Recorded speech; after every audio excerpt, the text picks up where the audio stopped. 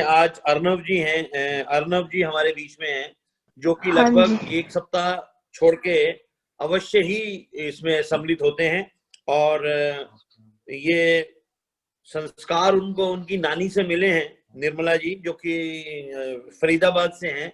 तो अगर अर्नव हमारे बीच में हो तो वो अपना जो भी कोई मंत्र इत्यादि जो बोलना चाहे वो बोल सकते हैं। अर्नव। हाँ जी, आज मैं आपको प्रार्थना उपासना का 5वां मंत्र सुनाऊंगा। जी जी, सुनाइए बच्चे, शाबाश। ओम येन्दौरुग्रा पृथ्वी च दृढ़ा येन स्वस्थभितं येन नाकः यो अंतरिक्षे रजसो विमानः कस्मै देवाय हविषा विधेम। अर्थात तारे रवि चंद्रादिक रचकर निज प्रकाश चमकाया है, धरणी को धारण करके कौशल अलख लखाया है। तू ही विश्व विधाता पोषक, तेरा ही हम ध्यान धरे।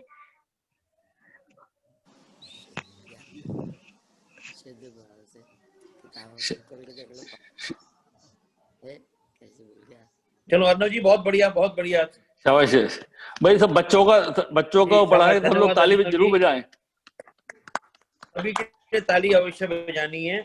और हमारे बीच में आज के जो हमारे वक्ता हैं, आर्य समाज के विद्वान, वेदों के अलावा और जो ग्रंथ हैं, महाभारत, वाल्मीकि रामायण, सुंदरकांड के ऊपर आपने उनके 2 प्रवचन सुने, और बहुत ज्यादा डिमांड के बाद कि भाई नहीं, उन्हीं को दोबारा बुलाया जाए।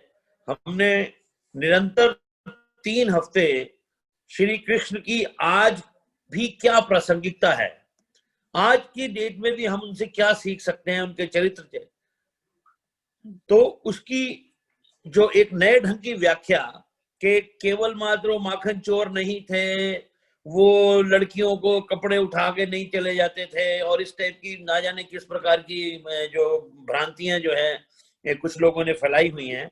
वो योगी राज थे और उनका एक बहुत महान चरित्र था। किस प्रकार से प्रद्युम्न का जन्म हुआ, ये एक बहुत ही साइंटिफिक जो वेदों में लिखी हुई बातें हैं, किस प्रकार से वो हवन किया करते थे, ये कुछ ऐसी चीज है जिनके ऊपर से पर्दा उठाना बहुत जरूरी है। तो आचार्य रविदेव आर्य जी जो हैं, वे हमारे बीच अगले 40-45 मिनट तक, और भी 5 मिनट ऊपर भी हो जाए तो कोई हर्ज नहीं है, ताकि हमारे पास खुला समय है। और उसके बाद फिर बच्चों का फिर कार्यक्रम रहेगा। आरोही हैं और स्वस्ति सहगल दोनों ही अपने कोई मंत्र इत्यादि या जो भी है। आरोही जो है वह हमें, क्योंकि योगी राज श्री कृष्ण थे, वो योग से समझते थे, तो एक 3 साल की बच्ची मैं आपको इंट्रोड्यूस करूंगा आज। उनको भी अपनी दादी से ये प्रेरणा मिली हुई है कि किस प्रकार से वो सूर्य नमस्कार करती है, वो एक देखने वाली चीज है। तो कृपया करके आप बने रहिए। अब आचार्य जी आपके वहां से रविदेव जी, रविदेव जी आपके उधर से अब होगा जी आज कार्यक्रम। आप अनम्यूट करें अपने आप को, अनम्यूट कर लें अपने आप को।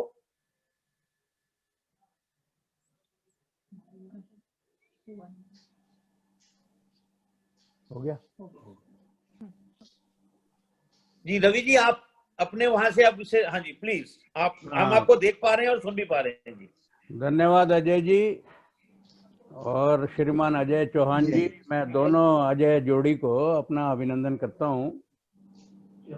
अतिरिक्त जितने प्रबुद्ध श्रोता आज मेरे सामने मुझको दिख पा रहे हैं, और बहुत से लोग नहीं भी दिख पा रहे होंगे, मैं सामान्यतः सबके नाम तो नहीं जानता हूँ, लेकिन जितने भी हैं मैं ये जानता हूँ कि सभी लोग बड़े श्रेष्ठ व्यक्ति हैं और बुद्धिजीवी हैं।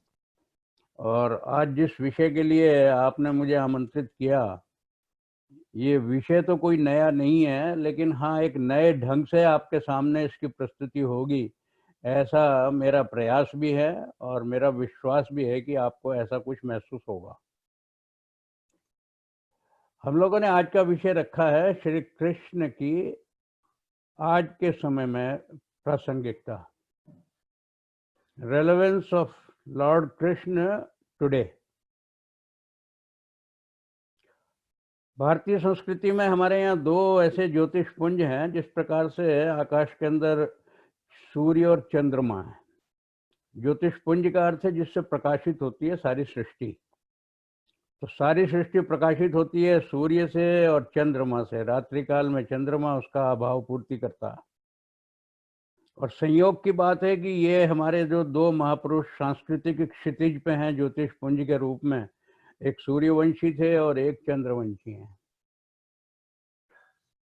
तो आज हम यदुकुल भूषण चंद्रवंशी योगेश्वर श्री कृष्ण के जीवन के बारे में थोड़ी जानकारी आरंभ करेंगे। बंधुओं, जिस प्रकार से रामायण काल में त्रेता में श्री राम के राज्याभिषेक के समय महर्षि वाल्मीकि ने रामायण की रचना की थी, इसलिए हमको श्री राम का जो जितना जीवन चरित है, जन्म से लेके और जब तक उन्होंने राज्याभिषेक के बाद में राज्य किया, उसका एक हमको बिल्कुल अधिकृत एक विवरण वाल्मीकि रामायण में मिलता है। और बहुत कालांतर में कुछ ही समय पहले तुलसीदास जी ने रामचरितमानस लिखी, तो उसका एक काव्यात्मक अनुवाद भी जो बड़ी मनोरंजक शैली में, वो भी हमको देखने को मिलता है। पर श्री कृष्ण के बारे में थोड़ी सी एक अपवाद है।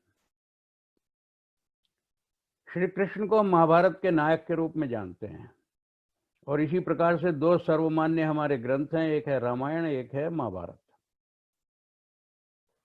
और महाभारत के अंदर में श्री कृष्ण के नायक के रूप में हम केवल और केवल उनका योगेश्वर स्वरूप ही देखते हैं। इसके अतिरिक्त हमको किसी और स्वरूप का दिग्दर्शन उसमें होता नहीं है।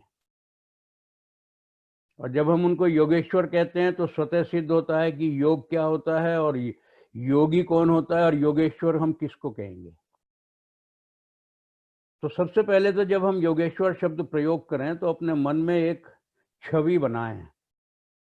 एक ऐसे व्यक्ति के बारे में आज हम चिंतन कर रहे हैं जो एक ना सामान्य योगी था, ना योगीराज था, वो योगेश्वर था। इसका मतलब यह है कि योग की जितनी विधाएं हैं, जिसको हम पाणिनि का और पतंजलि का योग मानते हैं, उसकी जो उत्कृष्टतम स्थिति हो सकती है वो श्री कृष्ण के जीवन में परिलक्षित होती है। अब श्री कृष्ण को महाभारत का एक नायक के रूप में देखते हैं, तो महाभारत में उनकी चर्चा कब से होती है वो हमको सामान्यतः समझ में आ जाएगा। इसलिए उनके बाल्यकाल के बारे में, उनका जन्म, बाल्यकाल, फिर शिक्षा दीक्षा, इसके बारे में कोई बहुत आधिकारिक वर्णन मिलता नहीं है। और हमारे देश का सौभाग्य समझिए या इसको दुर्भाग्य भी समझ लीजिए कि उनके जन्म की, उनके बाल्यकाल की जितनी भी घटनाएं हैं वो केवल और केवल हमको पुराणों से मिलती हैं। और पुराणों के अंदर भी बहुत सारी भ्रांतियां हैं। कई तरह के पुराण हैं, एक के बाद एक लिखे गए हैं, और उनके अंदर भी आपस में अंतर है। इसलिए हम लोग श्रीमद् भागवत को एक अपने अध्ययन का आधार मानते हैं। उसी के आधार पर उनके जन्म के बारे में बहुत सी घटनाएं लिखी गई हैं। ऐसी ऐसी घटनाएं हैं जिन घटनाओं को कोई सामान्य बुद्धि से सोचे तो कई बार उसको स्वीकार करने के लिए हृदय तैयार नहीं होता है। बुद्धि पे उसकी कसौटी को कसे तो बहुत सी बातें ऐसी लगती हैं, लेकिन चूंकि जन सामान्य ने जैसा पौराणिक चर्चाएं हुई तो उसके अंदर में श्री कृष्ण के एक अलग ही स्वरूप को देखा। और जो वो श्री कृष्ण का स्वरूप हम सामान्यतः सब लोग जानते हैं और उसको मानने भी लगे हैं, उसको हमने केवल और केवल मुरलीधर के रूप में देखा। और महाभारत का कृष्ण तो चक्रधर है। मुरलीधर से चक्रधर की जो यात्रा है, बस यही सारा श्री कृष्ण के जीवन का सारांश है। श्री कृष्ण का बचपन किन परिस्थितियों में हुआ हम सबको अनुमान है। जब श्री राम का जन्म हुआ था त्रेता में, तो महलों में जन्म हुआ और बड़े आमोद प्रमोद के बाद हुआ, क्योंकि पुत्रेष्टि यज्ञ के बाद में 4 पुत्र रत्न की प्राप्ति महाराज दशरथ को हुई। सब प्रकार के आनंद मंगल। और उसके विपरीत आप देखिए द्वापर में जब श्री कृष्ण का जन्म होता है, जन्म से पहले उनकी मृत्यु की संभावना है। क्योंकि आज तक हम जो सुनते आए हैं वो यही कि वसुदेव और देवकी के पुत्र थे। ये वसुदेव देवकी कौन थे, इसकी भी चर्चा हम करते हैं बहुत। मैं आज जीवन चरित्र के बारे में तो बहुत संक्षेप में आपको बताऊंगा, क्योंकि हम लोगों की प्रमुख चर्चा का और हमारी रुचि का विषय श्री कृष्ण का चरित्र है, जीवन नहीं। तो बाल्यकाल की घटनाएं हमको केवल पुराणों में मिलती हैं, और उसके आधार पर हम इतना जानते हैं कि यदुवंश में एक ययाति राजा हुए थे आरंभ में। जैसे रघुकुल में रघुवंश हम बोलते हैं, तो ऐसे ययाति के वंशज सब यदुवंशी कहलाते हैं। और उसी में महाराजा उग्रसेन मथुरा में राज्य करते थे। उन्हीं का पुत्र कंस हुआ, और जैसे जैसे वो बड़ा हुआ, इतना अधर्मी दुराचारी, जिस प्रकार से हम दुर्योधन का नाम जानते हैं, इसी प्रकार की कंस की प्रवृत्तियां हैं। परिणाम क्या हुआ, उसने अपने पिता को ही बंदी बना लिया। माता पिता दोनों को बंदी बना के राज्य पे स्वयं बैठ गया। संभवतः कोई भी माता पिता अपने पुत्र को ही देने में अनुभव करते हैं प्रसन्नता का, लेकिन उसको धैर्य नहीं था। कंस ने अपने माता पिता को बना के और फिर स्वयं वो किया। उसकी बहन देवकी जब बड़ी हुई तो उसका विवाह भी करने की चिंता उसको हुई। विवाह किया तो किन से किया, वसुदेव से किया। वसुदेव हैं शूरसेन के पुत्र। इन शूरसेन को स्वयं कंस पहले पराजित कर चुका था और उनके राज्य को नष्ट भ्रष्ट भी कर चुका था। लेकिन उनको ये मालूम था, बाद में उनके साथ संधि हो गई, तो उनको ये मालूम था कि ये बहुत अच्छा राज्य है और वसुदेव बड़े संस्कारी व्यक्ति हैं। वसुदेव को अपने बहनोई के रूप में स्वीकार करने में उसको कोई किसी प्रकार का कष्ट नहीं था। वसुदेव और देवकी का विवाह हो गया। फिर पुराणों में हमको सुनने को मिलता है जब कंस उनको विदा कर रहा है। मैं ये अधिकृत बात नहीं कह रहा हूं, मैं आप लोगों को वो बता रहा हूं जो हम सब जानने के सुनने के आदी हैं। इसका कितना अधिकृत रूप से प्रमाणिक हो सकता है, ये आप श्री कृष्ण के संपूर्ण जीवन चरित्र जानने के बाद स्वयं मूल्यांकन कीजिएगा। मुझे उसमें कोई टिप्पणी करने की आवश्यकता नहीं। तो बताया ये जाता है कि जब कंस को उनके विवाह के बाद में एक आकाशवाणी सुनाई दी कि अरे तू जितने शादी इसकी बड़ी प्रसन्नता से कर रहा है अपनी बहन की और इसको विदा कर रहा है, तुझको नहीं मालूम है इसी की कोई संतान होगी, वो तेरे मृत्यु का कारण बनेगी। और फिर हमको सुनने को ये मिलता है कि उसने वसुदेव और देवकी को कारागार में डाल दिया।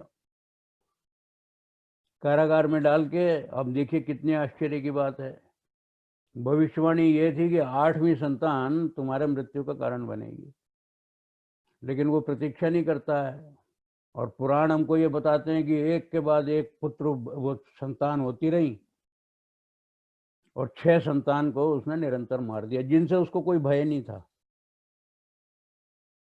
7वीं संतान के बारे में पुराण ही हमको बताते हैं कि कुछ वसुदेव की एक पत्नी रोहिणी थी जो गोकुल में रहती थी। उनके मित्र थे नंद बाबा, उन्हीं के आश्रम में रहते थे, क्योंकि देवकी के साथ तो कारागार में थे। तो 7वां बताया गया कि देवकी का गर्भ जो है वो किसी प्रकार से नष्ट हो गया। कुछ भी योजना बनाई और उसको भेज दिया गया वहाँ। रोहिणी का गर्भ बताया कि वो बलराम, जिनको हम श्री कृष्ण के बड़े भाई के रूप में सब जानते हैं। तो बलराम का जन्म हम सबकी जानकारी में पुराणों के माध्यम से गोकुल का है, और 8वीं संतान के रूप में श्री कृष्ण का है, जिसके बारे में बहुत चमत्कारिक वर्णन हम फिर सब सुनते हैं कि सब पहरेदार सो गए, जमुना जी में तूफान आ गया और शिशु को टोकरी के अंदर रखा, और जमुना जी स्वयं शिशु के चरण स्पर्श करने के लिए ऊपर उठी, और चरण स्पर्श करके जिस प्रकार से समुद्र ने श्री राम को मार्ग दे दिया था, उसी प्रकार से यमुना ने वसुदेव को मार्ग दे दिया। मैं बंधुओं इन चीजों पे कोई टिप्पणी इसलिए नहीं करना चाहता, इसका कोई बहुत अधिकृत वर्णन तो कहीं भी मिलता नहीं है। इसलिए जो हमारे सामने है हम पहले उतने से संतोष करें। और जैसा मैंने आपसे निवेदन किया, आज का व्याख्यान, इससे अगला व्याख्यान, इससे तीसरा व्याख्यान, जिसमें आपको संपूर्ण जीवन के कृष्ण के महत्व का पता लग जाएगा, उसके बाद आप स्वयं आकलन करने की क्षमता प्राप्त कर पाएंगे कि श्री कृष्ण के जीवन से और श्री कृष्ण के स्वभाव से, बाद में गुणकर्म स्वभाव से ये जन्म की बाल्यकाल की घटनाएं कितना मेल खाती हैं। श्री कृष्ण नंद के यहाँ पे जाके ग्वाल बालों के बीच में उनका बचपन बढ़ा, क्योंकि नंद एक बहुत बड़े, उनके पास में गौधन बहुत बड़ा था। वसुदेव के मित्र रहे होंगे, और बताया ये जाता है कि यशोदा का भी उसी समय एक कन्या को जन्म दिया। इधर श्री कृष्ण का जन्म हुआ, कृष्ण को वहां से ला के बदल के यहाँ ला दिया गया, और कंस को बताया गया कि 8वीं संतान ये कन्या है जो यशोदा की पुत्री थी, उसको मार दिया कंस ने और निश्चिंत हो गया। इसमें कितनी नाटकीयता है, कितना कुछ है, ये हमारे सोचने का विषय नहीं है। पर इतना निश्चित है कि भयंकर विपत्ति की परिस्थितियों में श्री कृष्ण का जन्म होता है, और ये श्री राम के जन्म से बिल्कुल एक विपरीत परिस्थिति है। मैंने आपसे कहा एक ईश्वरीय संयोग देखिए, सूर्यवंशी श्री राम का जन्म ठीक दोपहरी को होता है, चंद्रवंशी श्री कृष्ण का जन्म ठीक आधी रात को होता है, लगभग वही 12 बजे का समय जिसको हम कह सकते हैं। ये ईश्वर की कुछ विचित्र व्यवस्था है। हमको जो देखना है वो ये देखना है कि जिस समय श्री राम का जन्म हुआ है त्रेता युग में, उस समय देवत्व का प्रभाव था सारे समाज में, और सामान्यतः लोग अपनी मर्यादाओं में बंधे हुए थे। कुछ लोग थे जो मर्यादाओं से भिन्न थे, जिनका प्रतिनिधि रावण के रूप में लंका में राज्य करता था, और उसी के सारे साथी लोग वो बाली के साथ संधि होने के कारण इस भारतवर्ष में स्थान स्थान पे वो राक्षस असुर जो है वो अपनी चौकियां बना के सारे भारतवर्ष के अंदर उपद्रव करते थे, क्योंकि एक व्यक्ति बाली उसके साथ में मैत्री करके बैठा हुआ था। पर फिर भी सामान्यतः उस समय जन सामान्य का जीवन मर्यादाओं से बंधा हुआ था, इसलिए उस समय देवत्व का प्राबल्य था। इसलिए हम उसको कहते भी त्रेता युग है, इसको द्वापर युग कहते हैं।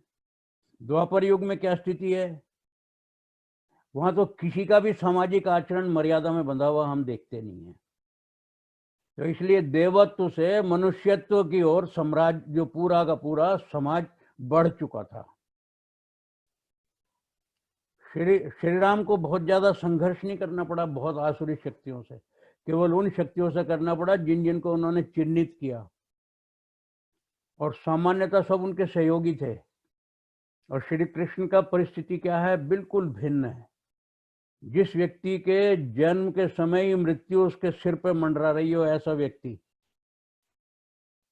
राजमहल में जन्म नहीं हो रहा है, एक ऐसी जन्म हो रहा है जिसको हम कारागार की स्थिति कहते हैं।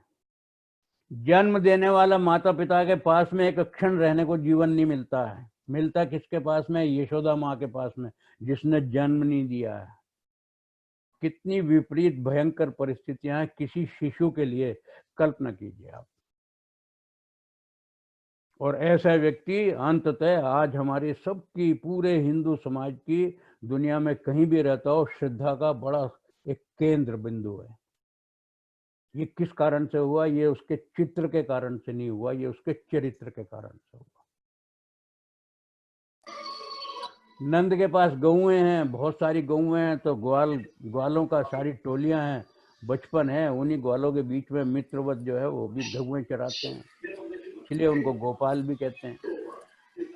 और ग्वाल बालों की टोली के बीच में तो बहुत तरह की कहानियां हैं, बहुत तरह के भजन हैं जो गौओं से और ग्वाल बालों से और इन सब चीज़ों से जुड़े हुए हैं। माखन मिश्री का भी बहुत बड़ा संयोग इसी में पुराणों ने बनाया हुआ है। स्वाभाविक है, जब वहां पे इतना दूध था तो माखन मिश्री तो सामान्य बात है। उसको चुरा के खाया नहीं खाया ये बाल सुलभ भी हो सकता है, और पुराणों में अंदर उसको एक लीला के रूप में दिखाते हैं। माँ मुंह खोलती है यशोदा तो ब्रह्मांड के दर्शन होते हैं। मैं इन सब पे टिप्पणी नहीं कर रहा हूं, केवल स्मरण करा रहा हूं कि ये हम सुनने के आदी हैं। अंततः कुछ परिस्थितियां ऐसी बनती हैं कि मथुरा में कंस राज्य करता था, बहुत दूर जगह नहीं है वो, और बड़ा अत्याचारी शासक। सारे समाज की जनता उनको कर देने के लिए बाध्य है। गोकुल के अंदर गेहूं दूध की बड़ी प्रचुरता है, वहां से टैक्स के रूप में सारा दूध जो है वो कंस को नगर में जाता था। जैसे थोड़े थोड़े श्री कृष्ण बड़े हुए, उनको लगा ये क्या हो रहा है, ये यहाँ के सारे ग्वाले जो हैं वो बलात्, स्वेच्छा से बेचने के लिए नहीं, बलात् राजा को कर के रूप में दूध दे के वहां पर जाके देने के लिए बाध्य हैं। बाल गोपाल में जरूर वो पल रहे हैं, ग्वालों में पल रहे हैं, लेकिन उनके अंदर में क्षत्रियत्व का रक्त है, क्योंकि राजा के वसुदेव के पुत्र हैं वो। लेकिन जिन परिस्थितियों में जी रहे हैं तो उनको स्वयं ही नहीं मालूम है मेरा किस जन्म किस कुल में हुआ है, उन्हीं के जैसा आचरण है, लेकिन क्षत्रियत्व का रक्त है, उसका अंतर है। उन्होंने उसी समय अपने बाल ग्वालों की एक टोली निर्मित की, और जिसको कहते हैं मटकी फोड़ की, गोपियां जो जाती थी उनके मटकी फोड़ देते थे। अब ये मटकी फोड़ना क्या है, ये एक प्रकार से विद्रोह था। संगठित करके अपनी टोलियों से उन्होंने रोका कि दूध देने मत जाओ, जो कुछ परिस्थितियां होंगी हम देख लेंगे। ये जो संगठित प्रतिकार था ये जन्मजात था, जो है होनहार बीरवान के होठ चीखने पात। इससे क्या हुआ, दो बात हुई। कंस को तो सूचना पहुंच गई कि वहां पे गोकुल के अंदर कुछ ऐसे बच्चे भी हैं जो विद्रोही हैं, और वो शासन के इस आदेश को ना मानने के लिए लोगों को उकसा रहे हैं। दूसरा क्या हुआ, नेतृत्व की क्षमता स्पष्ट हो गई। सारे ग्वाल बालों की टोली उनको अपना नेतृत्व में नेता मानती है, दोनों भाइयों को, दोनों एक से एक श्रेष्ठ हैं। उसने धीरे धीरे उसके मन में आभास हुआ कि क्या गड़बड़ है, कुछ समझ नहीं आ रही। उसने कहा चलो जो भी है। फिर हम सुनते हैं कि पूतना जैसी राक्षसी को उसने भेजा। पुराणी कहते हैं पूतना का अर्थ क्या है, जो पूत नहीं है। पूत का मतलब पवित्र, पूतना का मतलब अपवित्र। आप लोग श्रीमद् भागवत को भी कभी पढ़िएगा, मैं आप लोगों से इसके लिए रिकमेंड कर रहा हूं, मैंने पढ़ी है। उसी के अंदर में इन सब चीजों को कहानी के रूप में, कथा के रूप में इस तरीके से बताया गया है कि उसके अंदर में 99% कहानी होती है और 1% वो सत्य की बात बोलते हैं। उससे ये पता तो लगता है कि ये सत्य की बात बोलना तो चाहते हैं, लेकिन वैदिक मंच में और पौराणिक मंच में एक ही अंतर है, हम 99% सत्य की बात करते हैं, 1-8% बात मनोरंजन की करते हैं। उनके यहाँ बिल्कुल इसके विपरीत क्या है, 99% कथाएं होती हैं और 1% सत्य की बात होती है। ये उनकी बाध्यता होगी, हमारी नहीं है। कंस के पास जब ये सूचना पहुंचती है तो कंस वहां से पूतना को भेजता है, और पूतना के लिए बताया जाता है कि कोई भी एक राक्षसी वृत्ति की महिला थी। वो वृत्ति होती है मित्रों, राक्षसी का मतलब राक्षस का कोई चेहरा अलग नहीं होता। जब हमारी वृत्ति आसुरी होती है तो हम असुर होते हैं, और जब हमारी वृत्ति देवीय होती है तो हम देवता होते हैं, सुर होते हैं। तो जो सुर से भिन्न होगा वो असुर होगा। हम संगीत में देखते हैं ना, अगर सुर के अंदर में भजन चल रहा है तो बड़ा आनंददायक है, और जरा सा सुर बिगड़ जाए तो वो असुर हो जाता है, बेसुरा हो जाता है। तो जो व्यक्ति मनुष्यत्व से गिरता है, मनुष्यत्व पे स्थिर है तो सुर के लायक है, और उससे गिरता है तो असुर कहलाने लायक। तो उसी वृत्ति की महिला है, अपना स्तन, उसके स्तनों में विष था, मारने की कोशिश कर रही है। श्री कृष्ण उसी का वध कर देते हैं। अब उसको बड़े अलौकिक ढंग से उसमें बताया गया, लेकिन क्या परिस्थितियां हुई हम भी समझ सकते हैं। बाद में बाल्यकाल में जब जंगल में घूमते हैं, उस जंगल के अंदर में घूमते हुए देखते हैं वहाँ पे जितने भी प्रकार के जंगली पशु थे, हमने बहुतों की चर्चा सुनी है उसी पुराणों में। कोई एक घोड़ा था, कोई एक हाथी था, कोई इस प्रकार के जो भी ऐसे जंगली जानवर थे, उनसे सारे अपनी टीम की रक्षा करते थे। वो सारे गोकुल की रक्षा करते थे। सबको उनकी विद्वत्ता का नहीं, उनकी क्षमता का, शारीरिक क्षमता का एक सबके मन पे एक छाप थी। अभी थोड़ी देर पहले अजय जी ने चर्चा की थी कि वस्त्र चुराने के उनके ऊपर में एक वो लगाया जाता है लांछन, और उस समय तो ये बताया जाता था कि वो विनोद के लिए करते थे। महिलाएं नहा रही हैं और उनके वस्त्र लेके जा रहे हैं और उनको नग्न रूप में बाहर निकलने के लिए बाध्य कर रहे हैं। जब आप इसको बाद में, मैंने जैसे आपसे कहा, जब श्री कृष्ण के चरित्र को जान जाएंगे तो स्वयं लगने लगेगा कि ये बेमेल सी बात है, उनसे जुड़ती नहीं है, लेकिन पुराणकारों ने जोड़ी है। और पुराणकारों ने इतनी भयंकर जोड़ी है कि उसके बाद में बाल्यकाल में, जबकि ये शारीरिक क्षमताओं को अर्जित कर रहे हैं और इतने प्रकृति की पाठशाला में स्वयं को सुदृढ़ किया है श्री कृष्ण ने और बलराम ने, जिसका हम बाद में अभी थोड़ी देर में प्रसंग देखने वाले हैं, उस काल को पुराणकारों ने भयंकर अश्लील रूप में चित्रित किया। राधा नाम की उनकी एक प्रेयसी वहां पर खड़ी की है, सारी गोपिकाओं के साथ, राधिका के साथ में उनके साथ रमण करते हैं, और नाम उनका आज तो राधा रमण बोलते हैं। और स्थिति क्या है, जब श्री कृष्ण के मंदिर आप देखते हैं तो श्री कृष्ण के बराबर में जो एक देवी विराजमान है वो उनकी पत्नी नहीं है, राधा है, जबकि सब जानते हैं कि श्री कृष्ण का विवाह रुक्मिणी के साथ हुआ था। क्या इसको हम मर्यादा की श्रेणी में लाएंगे कि किसी भी व्यक्ति को जिसको हम आराध्य मानते हैं उसके साथ में उसकी पत्नी नहीं, उसकी प्रेयसी है, जो पुराण के रूप में है। और हम जब ग्रंथों का अध्ययन करते हैं तो हमको ये भी पता लगता है कि ये राधा नाम की उसकी एक मामी थी, जो आयु में बहुत बड़ी नहीं होगी तो बहुत प्रशंसक होगी उसकी, इसमें कोई संदेह नहीं है, प्यार भी करती होगी, स्नेह भी करती होगी, लेकिन इस प्रकार का स्नेह जिसका अश्लील चित्रण करते हैं, रमण करती होगी उसके साथ, और गोपिकाएं उनके साथ रमण करते हैं। मैं इस पर टिप्पणी भी नहीं करूंगा, लेकिन हम लोग चूंकि इसको देखने के सुनने के आदी हैं, तो मैं केवल एक वाक्य कहना चाहूंगा कि श्री कृष्ण एक ऐसे अभागे महापुरुष हैं जिनके साथ उन्हीं के समाज ने, इतिहास ने भयंकर अन्याय किया है, इतना भयंकर अन्याय किया है, इतना जघन्य कृत्य किया है कि उसके अभिशाप को हिंदू समाज आज तक भोग रहा है। श्री कृष्ण के वंशज होके भी आज हम जिस परिस्थिति के अंदर अपने देश को देखते हैं, वो केवल इसलिए कि हमने अपने महापुरुषों से कुछ सीखा तो नहीं, उनको मखौल की विषय बना दिया और सारे जन सामान्य के अंदर एक उनको इस रूप में प्रकट किया जिसको आजकल के रूप में तो कहा जाए कि कोई बिल्कुल हीरोपंथी हो, महिलाओं को देख के सब प्रकार की काम वासना जिसमें जागती हो, एक ऐसे नायक के रूप में हम उनको जानते हैं। लेकिन बंधुओं, जब हम यथार्थ ग्रंथों का अध्ययन करते हैं तो हमको ये पता लगता है कि बाल्यकाल में कोई ऐसी अश्लील घटनाओं की कोई उनके पास में अवसर ही नहीं था। जब तक वो किशोर हुए, उसमें कालिया नाग की बात भी आती है, किसी एक के अंदर में कोई सर्प रहता था, उसका वध किया उन्होंने, ये सब सत्य घटनाएं हैं कि ये सब हुआ है। लेकिन प्रश्न ये है कि एक छोटी सी किशोर वय का व्यक्ति मन में इतना कामातुर होता हो कि महिलाओं को देख के इस प्रकार से आचरण करता हो, ये हृदय भी स्वीकार नहीं करता, बुद्धि भी स्वीकार नहीं करती है, लेकिन चूंकि हम जन्म सुनते आए हैं तो हम सब उसी रूप में जानते हैं।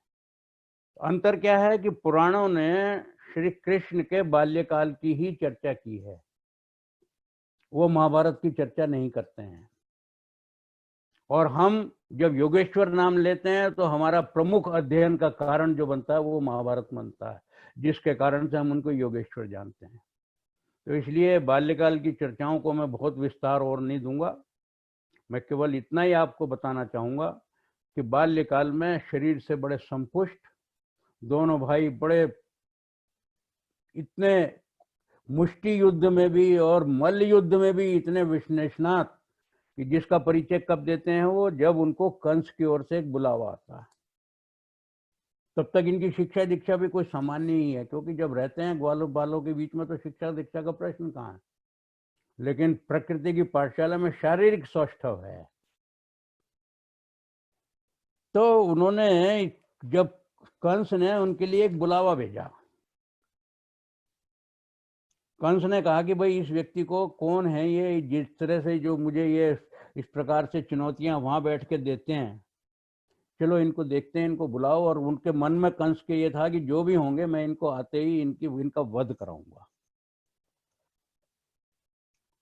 जब वो दोनों भाई जा रहे हैं तो रास्ते में एक हाथी, उन्मत्त हाथी, कंस का भेजा हुआ, वो उनके ऊपर छोड़ा गया। ये ऐतिहासिक तथ्य है जिसको हम कूलिया पीड़ के नाम से जानते हैं। कुछ भी सोचा होगा कंस ने कि बच्चे हैं, एक हाथी उनको कुचल देगा। परिणाम इसके विपरीत हुआ, जो कंस अपेक्षा नहीं करता था। दोनों भाइयों ने मिलकर हाथी को मार दिया। इसकी सूचना कंस को जाती है तो वो भी एक चुनौती जाती है। आप इसको रामायण काल से जरा सा जोड़ के देखिए, जब जब भी एक असुर को श्री राम ने मारा है, श्री राम और लक्ष्मण ने, तो उसकी सीधी चुनौती रावण को जाती थी। एक के बाद एक चुनौती, एक के बाद एक चुनौती। इसी प्रकार से यहाँ भी जा रही है। पूतना का वध होता है तो कंस को एक चुनौती जाती है। जब ये मटकी फोड़ का कार्यक्रम होता है, दूध जाना बंद हो जाता है, गोकुल से मथुरा में बलात् जाना बंद हो जाता है, तो कंस को एक और चुनौती जाती है। रात दिन ये सूचनाएं मिलते हैं, बताते हैं कि कंस ने और भी इनके पास ऊपर में कई तरह के वो भेजे, जिनके लोग हम वृषासुर, बकासुर, अघासुर और पता नहीं कितने सुरों के नाम इनके भी हम जानते हैं। वृषासुर तो एक वृष कहते हैं बैल को। इस प्रकार के कितने ही आक्रमण घातक उनके ऊपर कराने का प्रयास किया गया बाल्यकाल में, किशोरावस्था तक। और जैसे ही ये किशोर हुए, इनको बुलावा आता है, वहां जाते हैं ये। कंस के दरबार में पहुंचने के साथ ही इनके लिए चाणूर और मुष्टिक, दो पहलवानों की वहां पे सिद्धि की हुई है। इनको मल्ल युद्ध के लिए आमंत्रित करते हैं दोनों भाइयों को। वो समझते हैं, क्योंकि कंस ने उन दोनों पहलवानों को कह रखा था कि इनको बच्चों को केवल हराना ही नहीं है, इनको मारना है, जो कि देखा जाए तो धर्म के युद्ध के नियमों के विपरीत है, क्योंकि मल्ल युद्ध के अंदर हार जीत होती है। लेकिन कंस तो कोई धर्मात्मा व्यक्ति थे नहीं। उन्होंने तो निश्चय किया कि इनको दोनों को निष्कंटक करना है। अगर तो यही करना है, विद्रोह के पहले स्वर को दबाना है, जिसको कहते हैं निपिंग इन द बड। परिणाम वहां पे भी बड़ा विपरीत हुआ। इन दोनों भाइयों ने उन चाणूर और मुष्टिक को केवल हराया ही नहीं, इन्होंने मल्ल युद्ध करते करते ये अनुमान लगा लिया कि ये केवल हमको हराने के लिए नहीं लड़ रहे थे, ये हमको मारने का षड्यंत्र था। और जैसे ही उनको इस बात की कल्पना थी, आपस में उन्होंने योजना करके उन दोनों पहलवानों को केवल हराया नहीं, उनको मार दिया।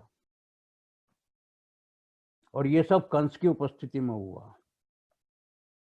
तब तक इतनी सामान्य ज्ञान, सामान्य बुद्धि उनको हो गई थी कि ये कंस ही व्यक्ति है जो दुराचारी है, जो सारे प्रकार के इस सारी मुसीबत की जड़ है। तब तक थोड़ा बहुत उन्हें अनुमान भी हो गया कि ये कंस कौन है। तो ये भी पता लग गया कि वसुदेव और देवकी यहाँ कारागार में है, वो इसके भाई बहन, इसकी बहन और बहनोई हैं। और यहाँ पर जो उग्रसेन है वो उनके देवकी के पिता है। तो उन्होंने उसी समय कंस को तुरंत चुनौती दी। दोनों भाइयों ने, कंस ने वहां से भागने का प्रयास किया तो तुरंत पकड़ के उसको, और कंस और उसका एक भाई उसका साथ में आया, उन दोनों को, दोनों भाइयों ने वहीं पर उनकी भी वध कर दिया, हत्या कर दी। अब वहां पर उनको इस सारी परिस्थिति के बाद में सारे इतिहास का धीरे धीरे ज्ञान होने लगा, क्योंकि जितना वहां पर मथुरावासी थे वो बड़े त्रस्त थे कंस के अत्याचारों से। और कंस के वध से सारे लोगों को पहले तो आश्चर्य हुआ कि ये हुआ क्या, लेकिन जब उनको वस्तु स्थिति का ज्ञान हो गया तो सब लोगों के मन की निर्भयता जागने लगी। सारे लोगों ने चारों तरफ से इन दोनों बच्चों का सत्कार किया, और सत्कार करके उनको सारा ऐतिहासिक घटनाक्रम बताया कि ये वसुदेव और देवकी ये हैं जिन्होंने तुम्हारे को जन्म दिया है, और जो तुम्हारे नाना हैं वो उग्रसेन हैं, वो भी कारागार में हैं। तो पहली बार इन दोनों भाइयों ने संगठित उसी समय योजना करके कि हम तो, हमारे को राज से क्या लेना है, हमने तो जन कल्याण के लिए किया, हमारे सामने हमारे जीवन की चुनौती थी, हमने आत्मरक्षा के लिए लड़े और उसके बाद में इसका वध कर दिया, ये केवल जन कल्याण के लिए किया। तो उन्होंने उसी समय निश्चय किया, अपने नाना से जाके भेंट की और उनसे कहा कि राज्य आपका है।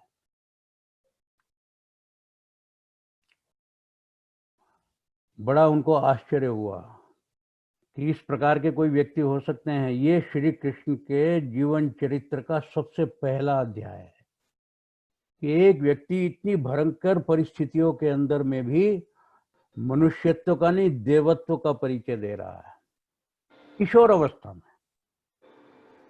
और ये इतिहास इस बात का साक्षी है कि महाराज उग्रसेन को ही उनका राज्य बना के, उनको उसका राज्याधिकारी बना के उन्हीं को मथुरा सौंप दी। वहीं से उनको पता लगता है कि वसुदेव और देवकी मेरे जन्म देने वाले माता पिता हैं। दोनों भाइयों को पता लगता है, पहली बार जाके उनके दर्शन करते हैं। अब आप देखिए यहाँ पे कितनी विपरीत परिस्थितियां हैं। उग्रसेन और उनकी पत्नी को शोक है उनके पुत्रों के मरने का, कंस और भाई का, और वसुदेव और देवकी को आनंद है अपने 2 पुत्रों को पहली बार जीवन में देखने का, और वो भी इस अवस्था में जब एक विजेता के रूप में है। कंस जैसे आतताई को कुछ कल्पना नहीं करता था, उसको मार के और नाना को राज्य देके माता पिता की चरणों में चरण स्पर्श के लिए, उनका आशीर्वाद लेने के लिए जाता है। ये जीवन के घटनाक्रम का पहला टर्निंग पॉइंट है। चरित्र की विशेषता इसी से पता लगती है कि एक व्यक्ति कितना निर्लिप्त और कितना निस्वार्थ जीवन जीने का उसके अंदर में संस्कार था। जीरो से हीरो हो गए, लेकिन राज्य की लिप्सा नहीं। और राज्य की लिप्सा नहीं तो इसी के लिए हम इसको क्या कहते हैं, मैं इसके लिए श्री राम के जो जीवन की उस समय की है इसके बारे में थोड़ा सा फिर लौट के आइए। श्री राम सिद्धांतों से बंधे हुए थे, और यहाँ पर श्री कृष्ण जो हैं ये उस परिस्थिति में जन्म लिया है जहां पर मर्यादाओं को और सिद्धांतों को तोड़ना लोग अपनी व्यवहार कुशलता मानते थे। उन्होंने बचपन से यही देखा है, कब निर्वासित हुए उनको नहीं मालूम, अनाथ की तरह जीवन बिताया। वो तो उनको तो यशोदा ने प्यार इतना दिया कि उनको कभी ये लगा ही नहीं कि ये मेरे माता पिता नहीं है। पहली बार जाके उनको वहां जाके पता लगता है कि मेरे माता पिता है यशोदा और नंद नहीं है, ये वसुदेव और देवकी हैं, जन्म इन्होंने दिया है। लेकिन उनके मन में श्रद्धा का अभाव यशोदा और नंद के लिए नहीं होता है, एक क्षण के लिए भी नहीं होता है। उसी श्रद्धा से जो कि पाला उन्होंने है। ऐसा कहीं भी संसार के अंदर में अन्य उदाहरण नहीं मिलते कि जन्म देने वाला माता पिता भी हैं और पालने वाले भी माता पिता हैं।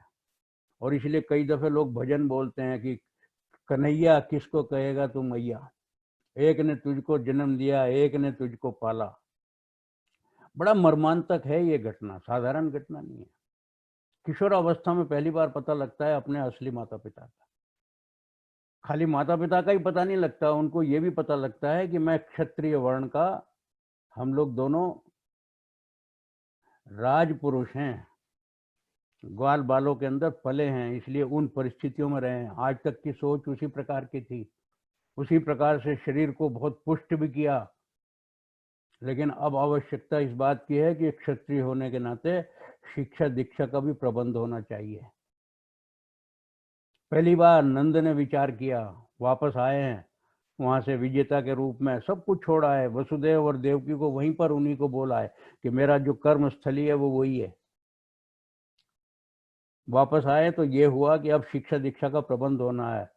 तो नंद बाबा ने उसी समय जान लिया कि अब इनको अपने जन्म के बारे में जानकारी है, अब मुझको इनको क्षत्रिय के रूप में ही इनको आगे बढ़ाना है।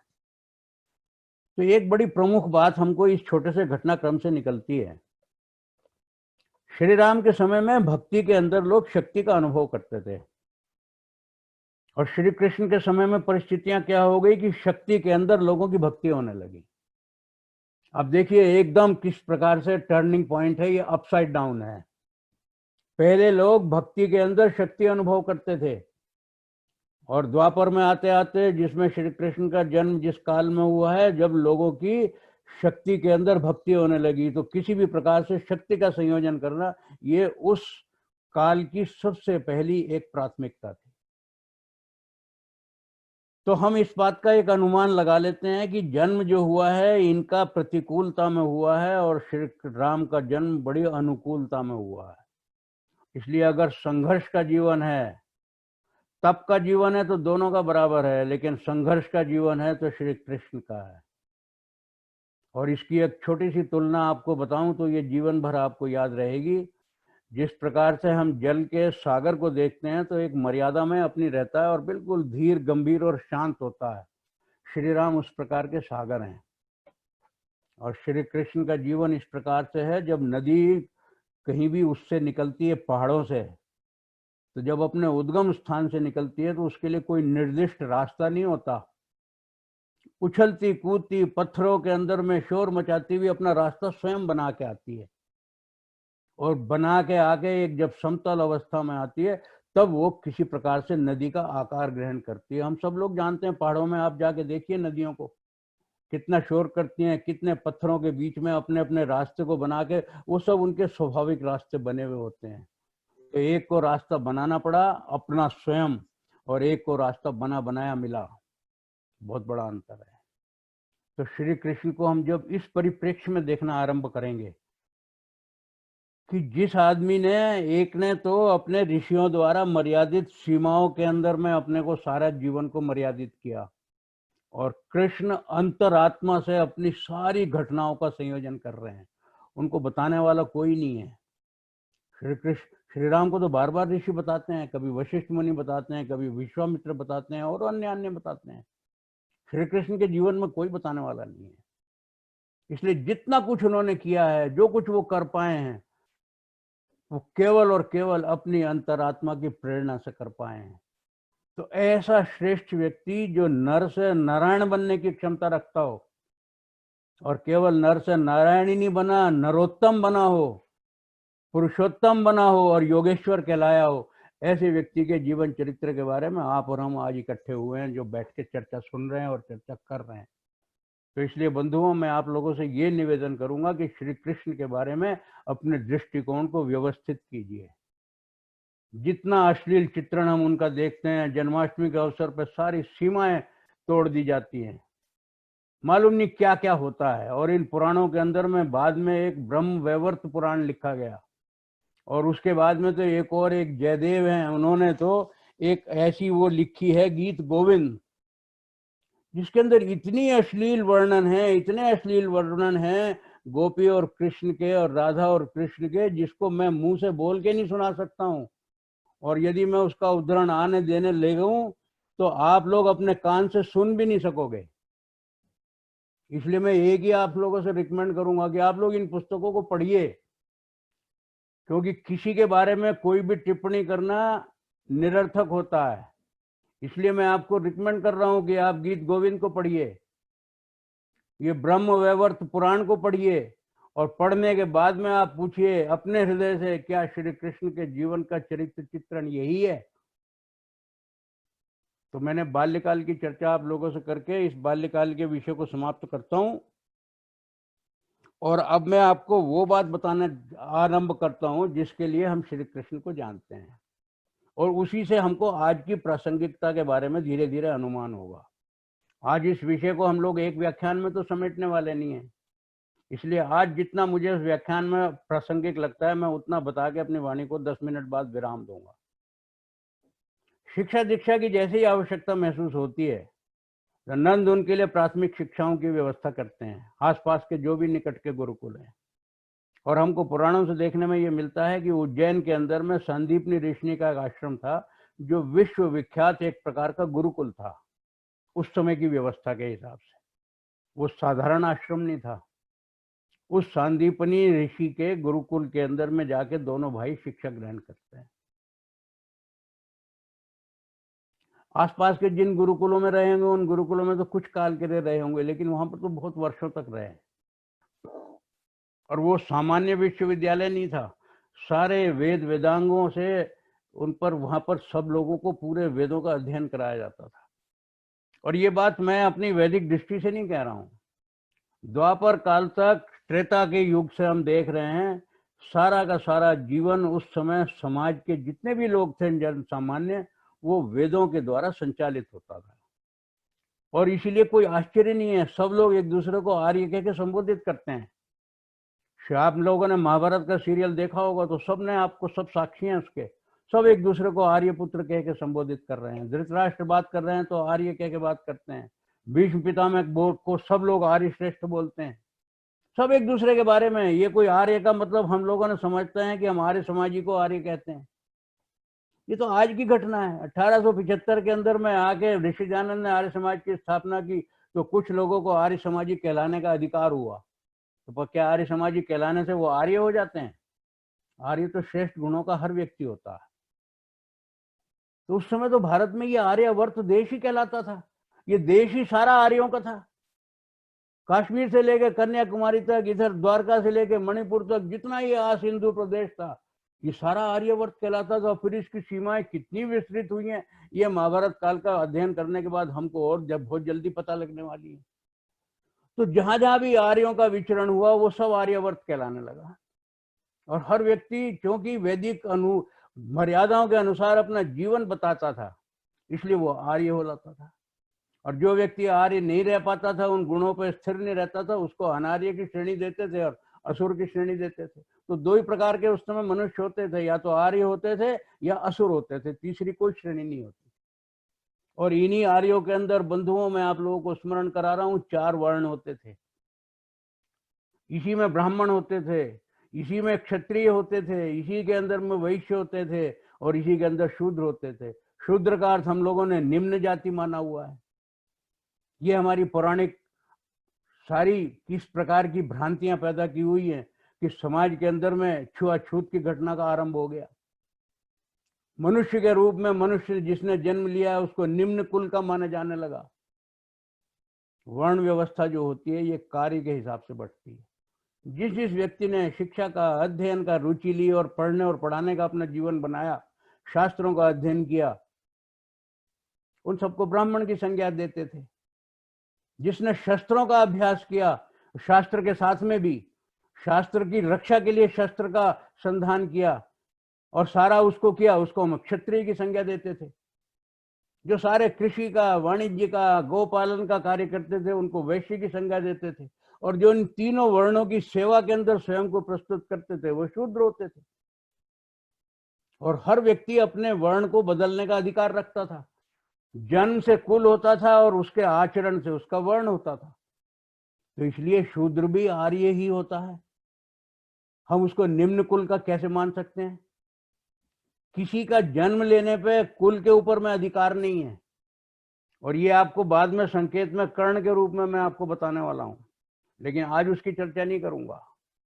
तो ये महाभारत जो घटना हुई है हमारे इस देश के अंदर, जिससे संपूर्ण देश का अस्त व्यस्त हो गया और बड़ा बड़ा भारी भयंकर विनाश हुआ, वो केवल इस कारण से हुआ कि हमारी उस समय की जो वैदिक कालीन वर्ण व्यवस्था थी उसको ताक पर रख दिया गया।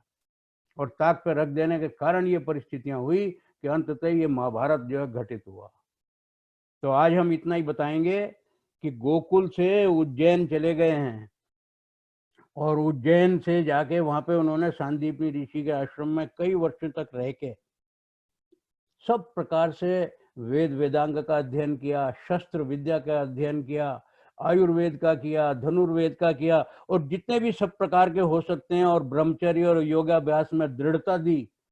और स्थिति ये हो गई कि मुरलीधर से चक्रधर बनने की यात्रा का पहला आरंभ अध्याय हुआ। गुरुदक्षिणा, हम लोग महर्षि दयानंद का जीवन जानते हैं, हम लोगों ने श्री राम के जीवन में भी देखा है गुरुदक्षिणा देते हैं। तो गुरुदक्षिणा में क्या होता है? गुरुदक्षिणा में संपूर्ण अपना जीवन गुरु के चरणों में जो अर्पित करता है वो एक प्रकार का ऐसा शिष्य होता है जो दिव्य शिष्य होता है। आज हम जिस सारी शिक्षा प्रणाली के आदी हैं देखने के, और संयोग से आप और हम जितने भी लोग यहाँ बैठे हैं अधिकांश शिक्षा से जुड़े हुए व्यक्ति हैं। या तो हम स्वयं संस्थान चलाते हैं, या हम शिक्षक के रूप में या अभिभावक के रूप में बच्चों को पढ़ाते हैं। आज हमारे यहाँ गुरुदक्षिणा का स्वरूप क्या है? हम केवल स्कूल के अंदर अपने बच्चों की फीस भरते हैं और उससे हम मानते हैं कि मेरे बच्चों की गुरुदक्षिणा हो गई है। कभी कल्पना की हमने कि गुरु का शिष्य के जीवन में महत्व क्या होता है? आज जब वो विक्रय की वस्तु हो गई है तो हर व्यक्ति केवल उसको फीस के रूप में, फीस का मतलब एक टैक्स होता है, फीस का मतलब एक निश्चित राशि होती है। पहले ये व्यवस्था नहीं थी हमारे यहाँ। उस समय तो अब व्यवस्था ये थी कि सारा जीवन गुरु निस्वार्थ भाव से शिक्षण देता था, और उसके बाद में जो वो इच्छा करता था शिष्य, वो उसको गुरुदक्षिणा के रूप में देता था। यही घटना उस समय भी हुई। सांदीपनी ऋषि के आश्रम में ही कुछ लोगों ने इस प्रकार का कुछ वहां पर वो किया कि उनके पुत्र को उठा के ले गए, और इन दोनों पुत्रों ने गुरुपुत्र को वहां से लाके और गुरु के चरणों में कहा कि लीजिए ये हमारी गुरुदक्षिणा है। तो 36 वर्ष की आयु तक अध्ययन किया है, जिसको हम यहाँ कह रहे हैं कि बाल्यकाल के अंदर सब प्रकार की लीलाएं रचाई हैं। बंधुओं, ये बाल्यकाल उनके जीवन का निर्मिति का काल है, और जब निर्मिति होती है तो उस फाउंडेशन के ऊपर में जो भवन बनता है वो भवन ऊपर दिखाई देता है, किसी को नींव दिखाई नहीं देती है। पर हमारी सबसे बड़ा दुर्भाग्य है कि हम लोगों ने श्री कृष्ण को केवल और केवल बाल्यकाल के रूप में जाना, इससे अधिक जानने का प्रयास नहीं किया है। हम आगामी अपने 2 व्याख्यानों के अंदर इसी बात को देखने का परत दर बताने का प्रयास करेंगे कि ये जो बाल्यकाल की जो शिक्षा है, जिसको हमने अब उनकी तरुणाई के रूप में देखा है, 36 वर्ष की आयु, तो वहां से जब वापस आते हैं पितृगृह में, पितृगृह कौन सा है उनका? पितृगृह गोकुल ही है। लेकिन गोकुल को ये जानते हैं कि अब क्षत्रियत्व के गुण उनके जाग गए हैं। अब उनको ये मालूम है कि अब हमारा यहाँ पर किसी प्रकार की कर्म क्षेत्र नहीं रह गया, तो गोकुल को सदा के लिए विदा करके और मथुरा चले जाते हैं, और मथुरा जाके अपना कर्मस्थली बनाते हैं, और वहां पे जाके सब प्रकार की, जिस प्रकार के उनके नाना थे, सब प्रकार की उनके साथ में सुविधाओं को, उनकी सारी प्रशासन व्यवस्था के अंदर में उनका सहयोग करते हैं। और परिस्थितियां क्या होती हैं, उस परिस्थितियों के अंदर में भी आप देखिए विचित्रता है। ये कंस जरासंध का दामाद था। 2 पुत्रियां जरासंध की कंस से ब्याही थी, और जब से कंस का ये वध हुआ है तब से वो जरासंध जो है वो अत्यंत पीड़ित और अपमानित होके, क्रुद्ध होके मथुरा पे निरंतर आक्रमण करता था। और वहां पे तो कोई बहुत बड़ी सेना नहीं थी, बहुत बड़ा कोई सैन्य बल नहीं था, लेकिन ये दोनों भाई सब प्रकार से, संपूर्ण प्रकार से उसका प्रतिकार करके मथुरा को सुरक्षित रखते थे।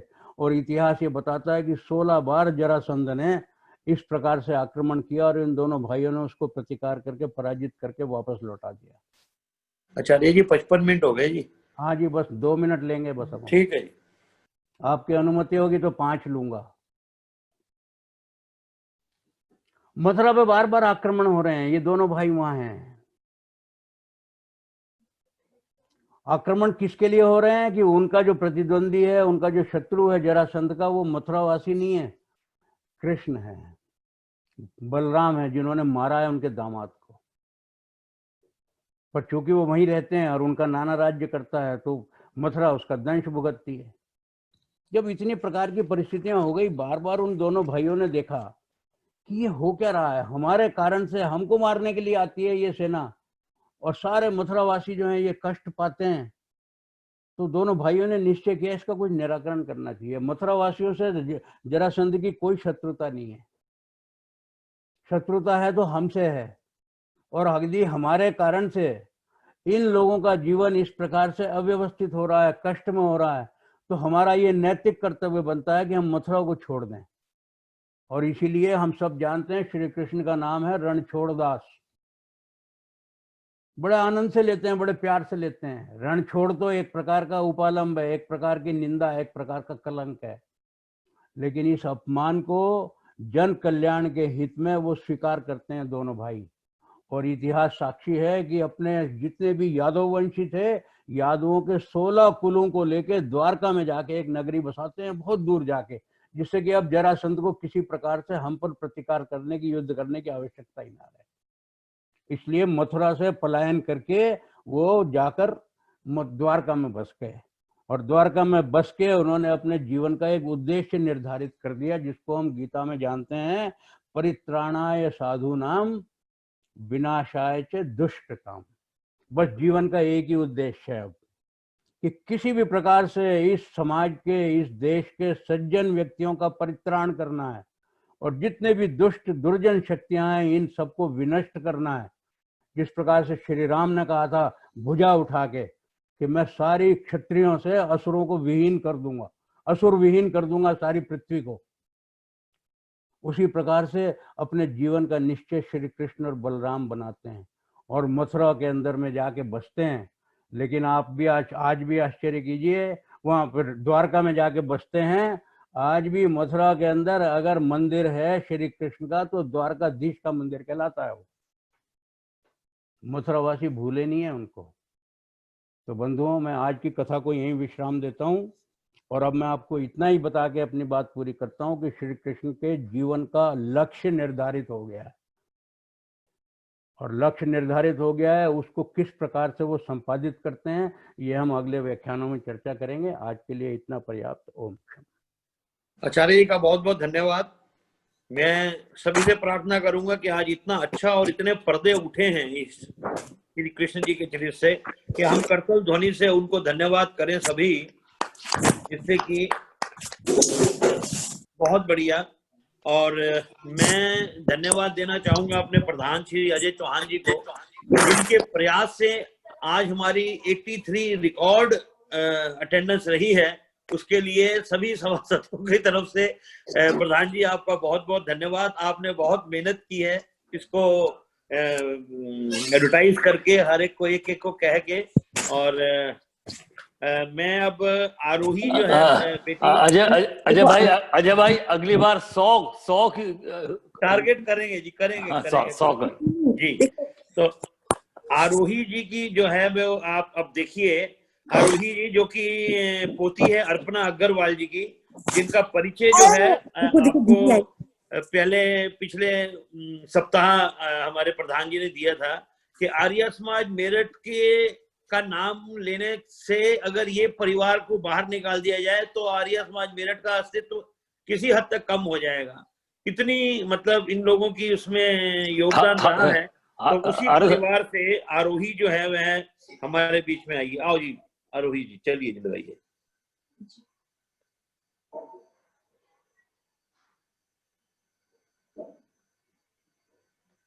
ये 3 साल की है आयु में, और आप देखोगे कि कितने अच्छे तरीके से। सुनिए जी।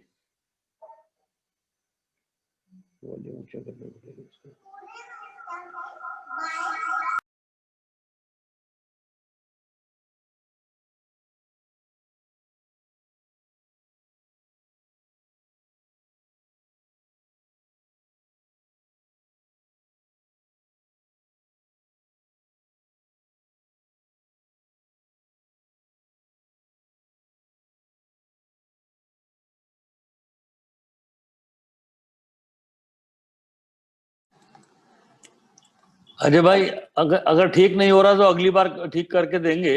नहीं हो रहा है जी, हो रहा है। एक मिनट जरा थोड़ी हो गया जी, हो गया। उंगली इधर की उधर लग गई है। नहीं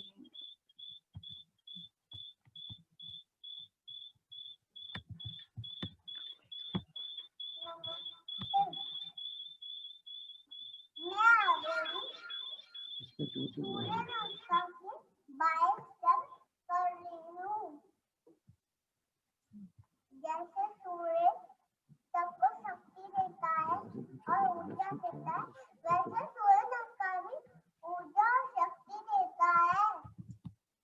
तो चलिए सूर्य नमस्कार करते हैं। खड़े हो जाओ। ओम सूर्याय नमः।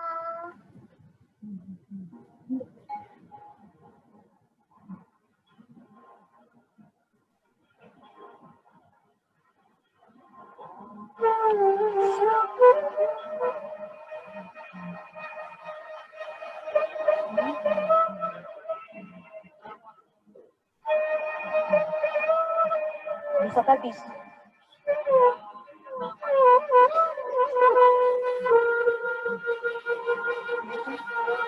ये सब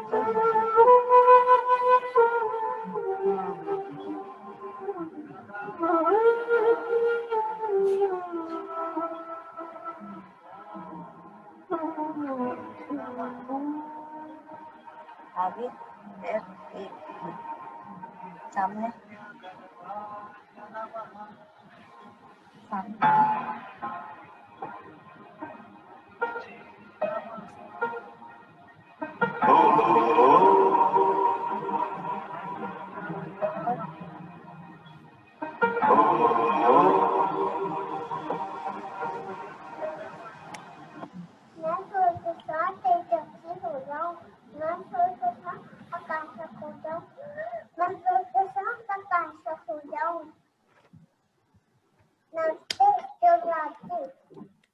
बहुत बहुत धन्यवाद। बहुत बढ़िया, बहुत अच्छा, बहुत बढ़िया, बहुत बढ़िया, मजा आ गया। बहुत अच्छा। बहुत ये सुंदर, आरोही बहुत सुंदर।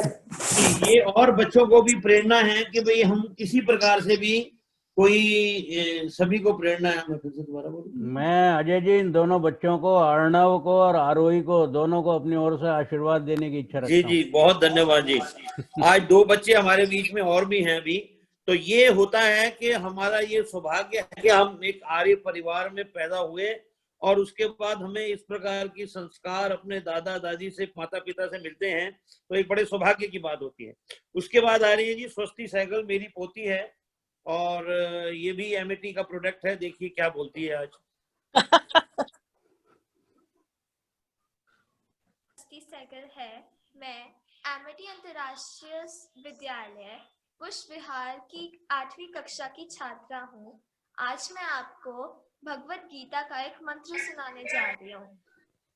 कर्मणेव अधिकारस्ते मा फलेषु कदाचन मा कर्म फल हेतुर्भु मा तय संगोस्तु कर्मणि। अर्थात तुम्हारा अधिकार कर्म करने में ही है, इसलिए तुम कर्मों के फलों का कारण मत बनो तथा कर्म ना करने में भी तुम्हारी आसक्ति ना हो। धन्यवाद। बहुत बढ़िया, बहुत बढ़िया, बहुत बढ़िया, मैं भी ताली बजा रहा हूँ जी। बहुत अच्छा उच्चारण। और बहुत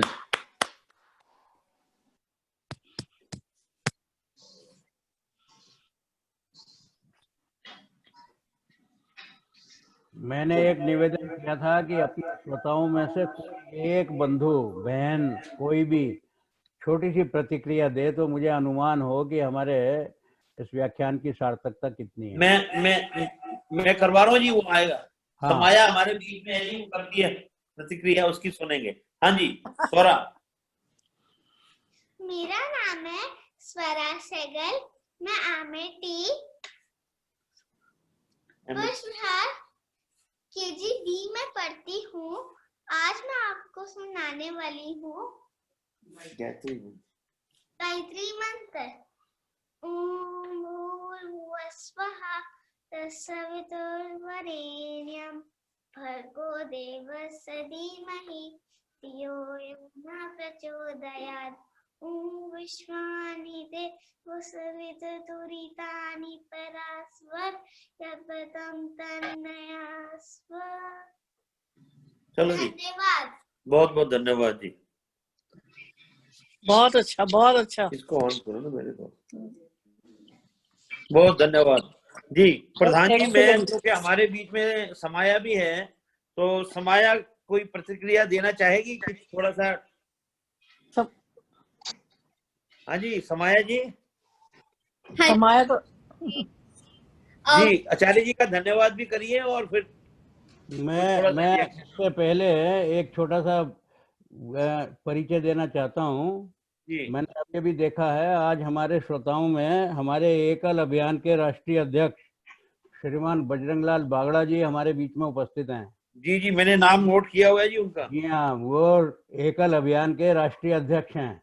जी जी, और आज मैं उसके बारे में बताता हूँ जी। मैं अपने यहाँ पे बीच में राज लूथरा बहन जी को देख पा रहा हूँ, उनका आशीर्वाद मेरे ऊपर हमेशा रहता है जी। हमारे बीच में डॉक्टर रुक्मणी गुप्ता जी हैं, जिनका मैं नाम पढ़ पाया हूँ। इसके अतिरिक्त हमारे अनुरोध से कई लोग और भी जुड़े हैं, तो मैं विशेष रूप से जितने भी लोग हैं जो जिनके मैं नाम देख पाया, सभी का अभिनंदन करता हूँ। जी जी समाया जी। हाँ जी बोलिए। हाँ जी, नमस्ते आचार्य जी। बहुत ही ज्ञान पूर्वक और बहुत ही आश्चर्यजनक भाषण के लिए और अधिवेश के लिए आपका बहुत बहुत धन्यवाद। क्या मैं एक श्लोक सुना सकती हूँ? हाँ हाँ जरूर सुनाइए। हाँ जी, श्लोक। यथा चतुर्भिः कनकं परीक्ष्यते निर्घषन् छदेदते तापतादनोः तथा चत्बर्हिः परुषः परिष्यते त्यागेन शीलेन गुणेन कर्मणा। अर्थात जिस तरह से सोने की शुद्धता को रगड़, काटने, गर्म करने से और तेज करने से परीक्षण किया जाता है, उसी प्रकार एक व्यक्ति के गुणों का परीक्षण सौम्यता, शिष्टाचार, आदतों और कर्मों द्वारा किया जाता है। धन्यवाद। कमाल का बोलती है भाई समाया तो। धन्यवाद जी। मैं चाहूंगा जी कोई अगर इस प्रवचन के ऊपर कोई अपनी प्रतिक्रिया और देना चाहे, जैसा कि अब आचार्य जी चाह रहे हैं। मैं एक प्रश्न पूछना चाह रही हूँ हाँ बोलिए। रवि जी से हाँ बोलिए कि बोलिए। रुक्मिणी जी। जी का तो ना कहीं हम चित्र देखते हैं, ना इतनी इम्पोर्टेंस राधा को क्यों मिली, और रुक्मिणी जी के बारे में कुछ ना तो किसी को पता है, ना कुछ कहीं चित्र देखने को मिलता है किस तरह का उनका रूप था, क्या था। देखिए बहन जी, ऐसा आपने क्यों? मेरे से आपने एक जो मन में शंका रखी है, मैं इसका समाधान तो आपको नहीं दे सकता, लेकिन मैं कारण बता सकता हूँ।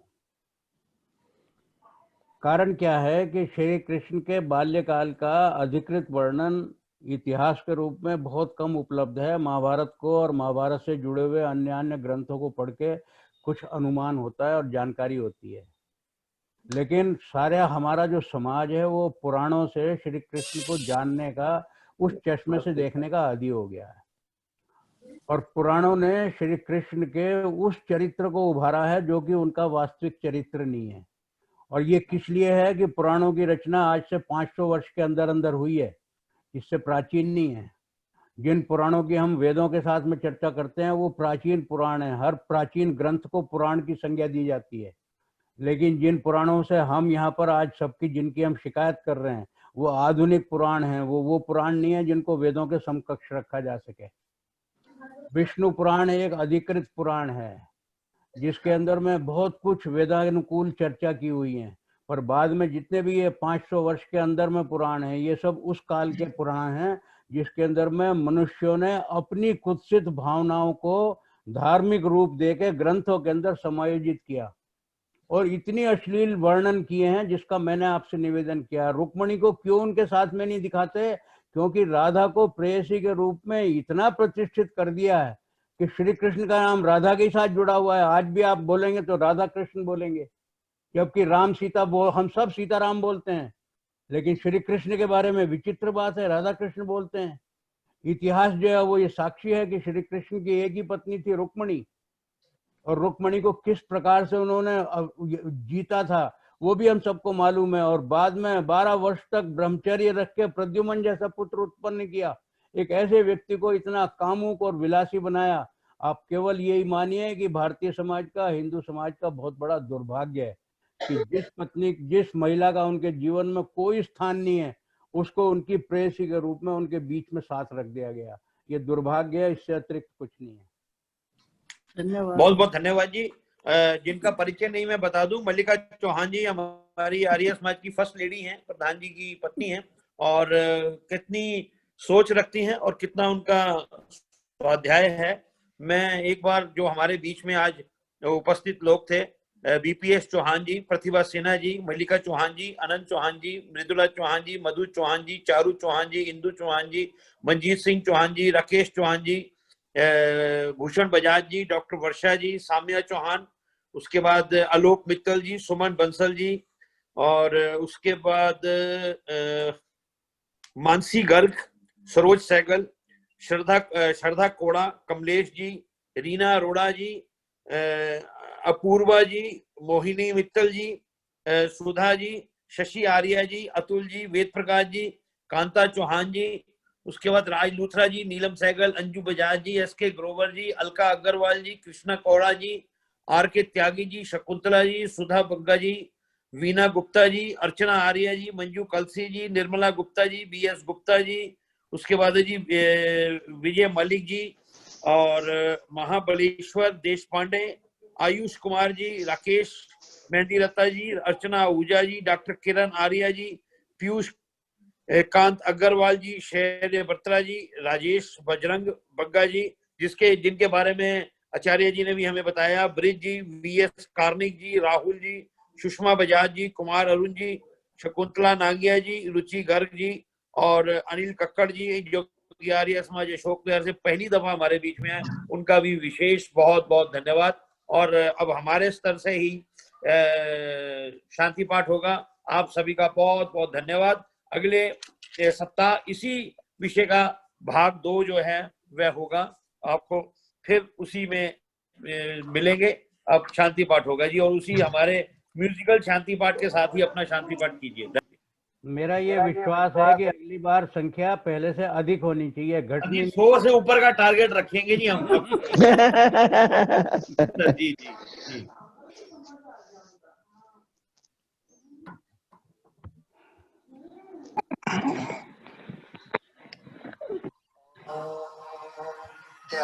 शांति अंतरिक्षम शांति शांति हमारा नाम भूला गया अभी। ये जो भाभी जी भेजती है शुक्रवार को, इसमें भाभी जी भाई तो बैठे, हमारा नाम भी भूला गया। ये बोला आज पहली बार आए।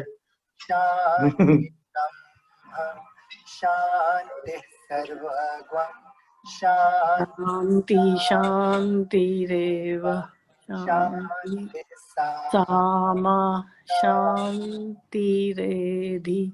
ओम शांति शांति शांति ओम। सभी का बहुत बहुत धन्यवाद जी। सब नमस्ते जी सभी को। जी मैं आपकी अनुमति से बजरंगलाल बागड़ा जी से अनुरोध करना चाहता हूं कि वो 2 शब्द बोलें। जी जी अवश्य जी। आज हमने योगेश्वर कृष्ण के जीवन के शुरुआत के कुछ पक्षों के बारे में सुना।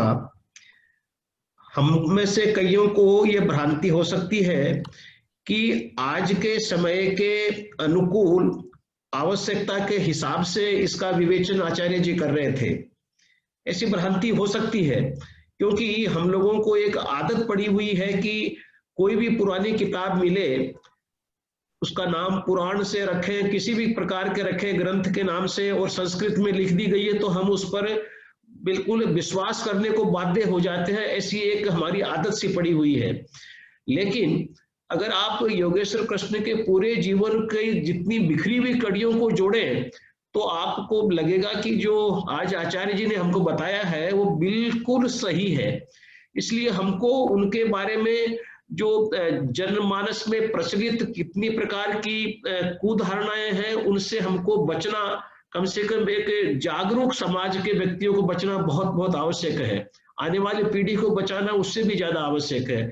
इसलिए इन सब बातों को जरा ध्यान से सुन करके और अपने आप के दिमाग में जो हमारे बैठे हुए कई प्रकार की धारणाएं हैं उनको एक दुरुस्त करने की जरूरत है। यह बहुत ही अच्छा प्रयास है। बहुत बहुत साधुवाद आचार्य जी और सभी आयोजकों को धन्यवाद। आपने जो ये इसकी, उससे हमारा आज का प्रवचन जो है सफल हो जाता है कि आप जैसे इतने सीनियर आदमी जो हैं वो भी इस चीज को मानते हैं कि भाई उनका चरित्र जो था वो बहुत महान था और ये जो कहानियां सुनाई जाती हैं ऐसा नहीं था। आपका बहुत बहुत धन्यवाद जी, बहुत धन्यवाद सर, थैंक यू जी। चलिए।